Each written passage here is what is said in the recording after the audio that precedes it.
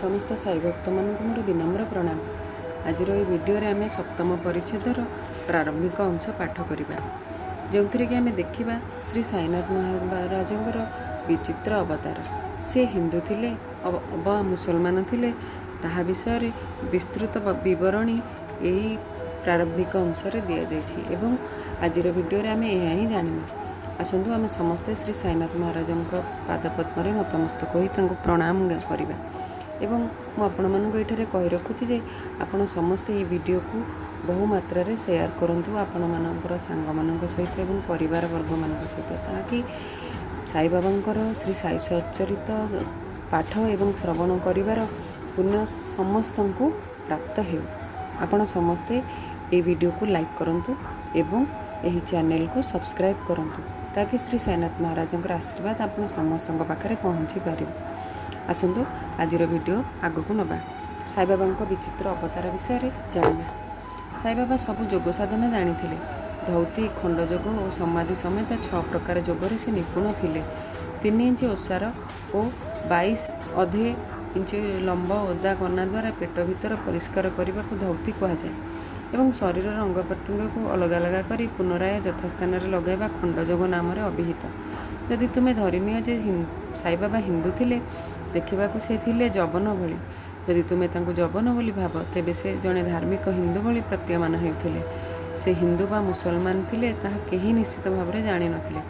सबु विधि विधान अनुजाई से हिंदू मानक रामनवमी उत्सव पालन करुथिले एवं तत्संगे संगे मुसलमान मानक चंदन शोभा यात्रा को मध्य अनुमोदन करुथिले। से उक्त उत्सव गुड़िकर मल्लयुद्ध को उत्साहित करुथिले एवं विजेता मानक भल भल पुरस्कार देउथिले। गोकुलाष्टमी समय गोपाल कला उत्सव से यथारीति संपादित कराउथिले और ईद समय मस्जिद भितर नमाज पढ़ा निमंते मुसलमान मानक अनुमति देउथिले।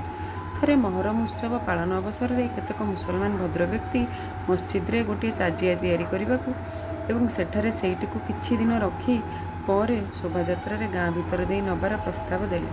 यही ताजिया को 4 दिन लगी मस्जिद रे रखा साई बाबा अनुमति देले एवं पंचम दिन बिना द्विधारे ताजियाटी को मस्जिद रु बाहर को काढ़ी देले। तांको मुसलमान बोली आमे जदि भाबिबा तेबे देखिबा को पाइबा जे से तांको कान फोड़ा जाइछि। तांको जदि हिंदू बोली मने करिबा तेबे लिंगाग्र चर्म छेदन करिबा सपक्षरे से कौथिबार देखिबा को पाइबा। धरिनिय जे से हिंदू मात्र सर्वदा से मस्जिद रे रहउथिले। मनेकर से मुसलमान किंतु से सबुबले धुनी जालुथिले एवं अन्यान्य कार्य यथा चक्की बेसिबा शंख बजाइबा घंटी बजाइबा अग्नि रे समर्पण करिबा भजन बोलिबा खाद्य देवा प्रभृति मुसलमान प्रचलित रीतिनीति विरोधी कार्यगुड़िक करुथिले एवं ता छड़ा सेठारे बाबांक पादरे पानी ढाली पूजा करबा मध्ये प्रचलित थिला।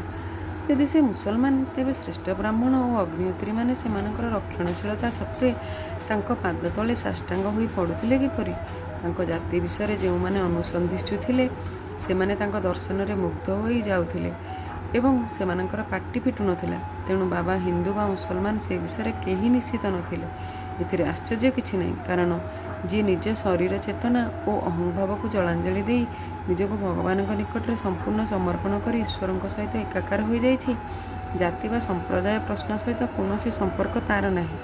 साई बाबा एपरी एक संत थिले जे कि जाति जाति मध्य एपरिक जीव जीव मध्य कौन तफात देखु नथिले। से फकीर मानक सहित भोजन रे बची माछ मांस खाउथिले एवं कुकुर आसी तांको थाली रे मुह लगाइले भी से विरक्त हेउनथिले। साई बाबा एभली एक असाधारण और अद्भुत अवतार। पूर्वजन्मर सुकृत हेतु तांको पाद तले बसिबार सौभाग्य मते मिलिथिला एवं तांकर आशीष भरा सान्निध्य लाभ करि परिथिली। सेथिरे जेउ आनंद और तृप्ति मु लाभ करिथिली ताहा अतुलनीय। वास्तविक साई बाबा विशुद्ध आनंद चैतन्य स्वरूप थिले। तांकर मोहनीयता असाधारण व्यक्तित्व सर्वोपरि तांको यथार्थ भाव में वर्णना करिपारिबि। जी तांकर चरण सेवार आनंद पाउथिले से तांको अंतर रे प्रतिष्ठित हेउथिले। बहु सन्यासी साधक और विभिन्न प्रकार मुक्तिकामी व्यक्ति साई बाबा निकट आसुथिले। से सेमानक सहित बुलुथिले, कथा हेउथिले, हसुथिले एवं सर्वदा आल्ला मालिक बोली उच्चारण करुथिले। से आलोचना बा जुक्ति भल पाउनथिले। से सर्वदा शांत और संयमी थिले। अवश्य केतेबेले केमिति उत्त्यक्त होई पड़ुथिले। से सर्वदा साधारण रे संपूर्ण वेदांत प्रचार करुथिले और शेष पर्यंत बाबा किए ताहा केही जानि नथिले। ରାଜା ହୁଅନ୍ତୁ ବା ଗରିବ ଲୋକ ହୁଅନ୍ତୁ, ଉଭୟଙ୍କୁ ସେ ଏକା ଭଳି ବ୍ୟବହାର ଦେଖାଉଥିଲେ। ସମସ୍ତଙ୍କ ଅନ୍ତରରେ ଲୁକାୟିତ ସବୁ ଗୋପନୀୟ କଥା ସେ ଜାଣିପାରୁଥିଲେ ଏବଂ ତାହା ପ୍ରକାଶ କଲାବେଳେ ସମସ୍ତେ ବିସ୍ମିତ ହେଉଥିଲେ। ସେ ଜ୍ଞାନର ଏକ ଗନ୍ତାଘର ହୋଇଥିଲେ ଅଜ୍ଞ ଭଳି ଛଳନାତ୍ମକ ବ୍ୟବହାର କରୁଥିଲେ। ବାହ୍ୟ ମର୍ଯ୍ୟାଦା ତାଙ୍କୁ ଭଲ ଲାଗୁନଥିଲା। ଏଇଆ ଥିଲା ସାଇବାବାଙ୍କ ସ୍ୱଭାବ। ସେ ଏକ ସାଧାରଣ ମଣିଷ ଶରୀର ହୋଇଥିଲେ ହେଁ ତାଙ୍କ କାର୍ଯ୍ୟକଳାପ ଐଶ୍ୱର୍ଯ୍ୟ ଥିଲା। ସମସ୍ତେ ତାଙ୍କୁ ଶିରିଡ଼ିର ପ୍ରଭୁ ବୋଲି ମାନୁଥିଲେ ଏବଂ ଭଗବାନ ରୂପରେ ତାଙ୍କୁ ସଦାସର୍ବଦା ପ୍ରଣାମ କରୁଥିଲେ ଏବଂ ତାଙ୍କର ସେବା ଯତ୍ନ କରୁଥିଲେ। ଆସନ୍ତୁ ଏହି ଭିଡ଼ିଓକୁ ଏଇଠାରେ ହିଁ ପରିସମାପ୍ତି କରିବା।